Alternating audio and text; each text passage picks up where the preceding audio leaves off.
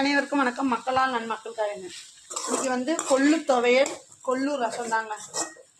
எப்பயாவது மாசத்துல ஒரு வாட்டி கொள்ளு துவையலும் கொள்ளு ரசமும் சாப்பிட்டா அவ்வளோ நல்லது. பாருங்க, கொள்ளு, கருவேப்பிலை, தேங்காய், பட்டை மிளகா, பூண்டு, பெருங்காயம் எல்லாத்தையும் போட்டு நல்லா வதக்கிட்டு இதை கொஞ்சம் ரொம்ப நைஸாகவும் இல்லாமல் ரொம்பவும் குறகுறப்பு இல்லாமல் பதமாக அரைச்சி நல்லெண்ணெய் ஊற்றி சுடுசாதத்தில் வச்சு சாப்பிட்டோம்னா அருமையாக இருக்கும்.